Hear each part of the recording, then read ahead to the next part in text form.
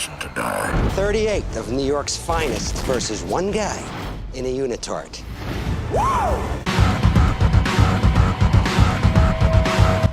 Hi, welcome to Front Row Review, where we're doing our big 4 months of great, spectacular 4-month summer films. Starting with... What, Dave? Well, we should tell them this is a 2-part movie review. We're going to do first Spider-Man, and then we're going to hit you with Batman. When I seen the trailer for Spider-Man, I kind of got it. You know, usually when they reboot something, it's something that don't need to be rebooted. But Spider-Man kind of needed a new take on it, I think. And they're going a lot more darker and serious with this film than they did with the Sam Raimi. Sam Raimi was more of the actual older comics, where Spider-Man was kind of more kid-friendly, I guess you can say. And this one is actually much darker than the Sam Raimi version. And I agree to a point. I like the Sam Raimi films. I liked all 3 of them, even though the third one was the weaker one. But I don't know if it necessarily needed a remake, and this one actually didn't feel all too much like a remake. Some of it did, some of it didn't. Some of it actually does feel like another Spider-Man movie. Everyone on this planet, and probably other planets, know the origin of Spider-Man. I mean, we don't really need to see the origin of Spider-Man 5 trillion times. I guess that's part of the reason I say it didn't really need a remake, because when you watch this thing, we didn't really need to see Spider-Man's origin again. With that being said, I didn't mind the origin story here, because they changed it just enough to where it was still kind of fresh and original.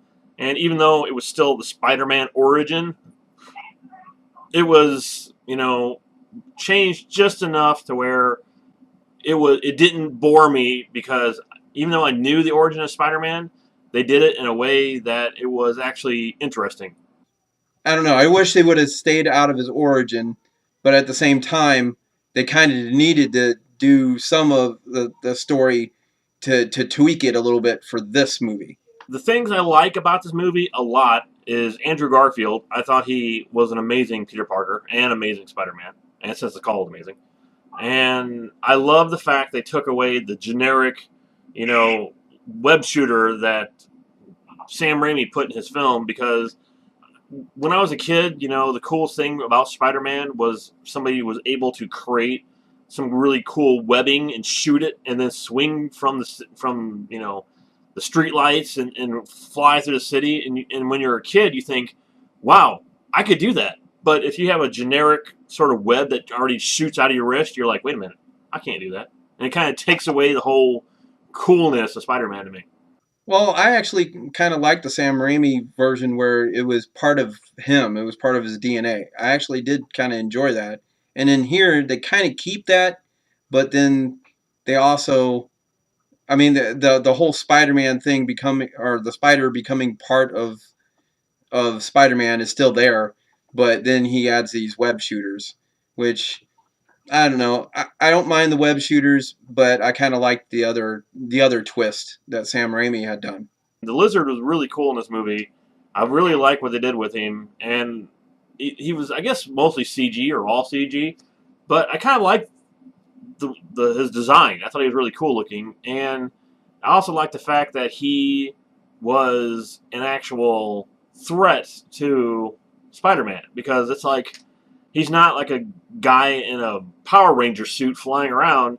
He's actually a monster to fight Spider-Man, and I really like that. I thought that was really good. Yeah, I agree with that. It wasn't, and I've always actually, even in the Sam Raimi films, I was kind of wanting to see the actual Green Goblin or the actual Sandman or the actual, and when they got to the Sandman and Venom, it was kind of the same as the comics, but with the Green Goblin, I did actually want to see the real Green Goblin, like you see him in the comics rather than the Power Ranger suit. Okay, Vince, so this is a 2-part review. What are you giving Spider-Man? I would have to give The Amazing Spider-Man 4 Romans.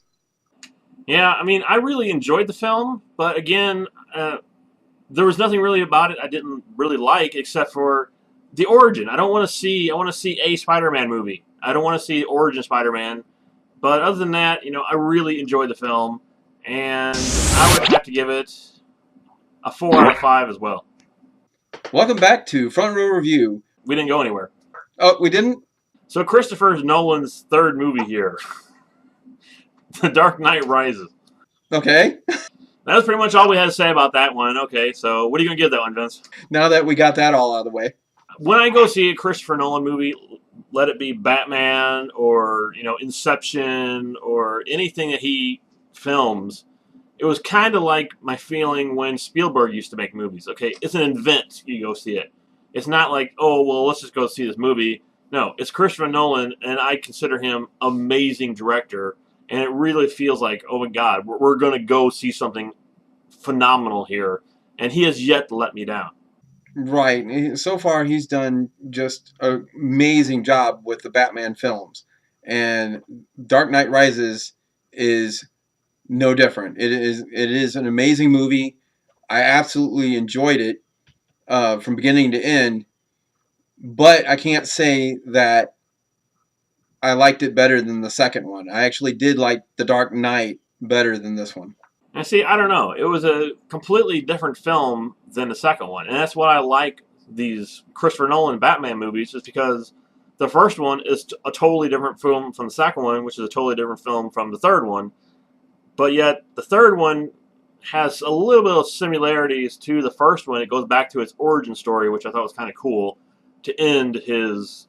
Because this is the last of Christopher Nolan's Batman movies he's making, which is really kind of a sad thing, because he is probably, besides, Tim Burton, the greatest Batman director of all time. And I really don't want to see his movies go, but at that same time, I don't want him to do a Spider-Man 3 or do a Batman and Robin and put 5,000 villains in a movie and not make it work. I agree. But I think the reason I liked the second one as much as I did was because... not only because of Heath Ledger's phenomenal performance as the Joker, but I like the Joker character. But these two in here, you have Bane and you have Catwoman, and Bane does do a phenomenal job. I think this was a lot better than what like Joel Schumacher's version of Bane was. What I like about what he does with Bane, I mean, like I said, it's a totally different character from what Joker was. Joker was kind of a weak character, but he's psychotic. And that's what makes him so cool, is he's not this big, hulking, menacing guy. He's just kind of a skinny psychopath. And that's what makes his character so frightening and cool. But now you got Bane, and now he is the big, huge, hulking, monstrosity. He's like a dump truck. I mean, he's like unstoppable. And the way he's portrayed in this film is like that. I mean, when he's on film... when he's on a screen, he dominates anything around him. I mean, that was so awesome to watch.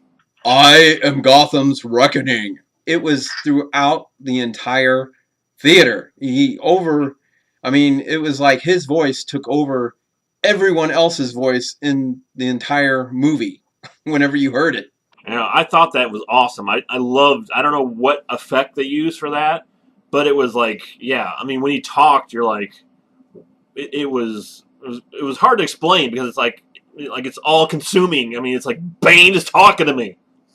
Yeah, I really enjoyed it. I thought it was a good end to this trilogy, to the Christopher Nolan trilogy of Batman. I think he did a decent job of ending this series. So, and I don't know where this is going to go from here. It kind of scares me a little bit to see. I mean, I want to see some director come in and do the right thing with it, and I hope that they do. But I'm not sure where this is going to go either. Okay, now one thing I got to say about Batman is, yeah, it's an action film. It's not an Expendables action film, but it's an action film with a massive plot involved with this. So when you go see it, I mean, there's a lot going on here in this movie. It isn't just, explosion after explosion after explosion. This is more of a deeper, thought film.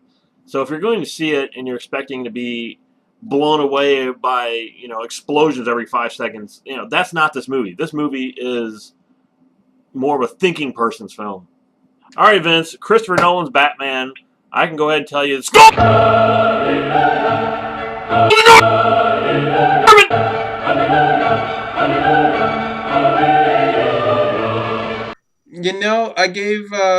I gave Dark Knight, one of the highest.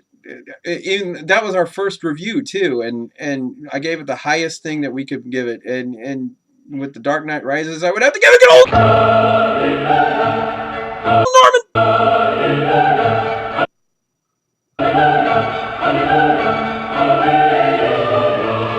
I am the internet's reckoning. Monkey.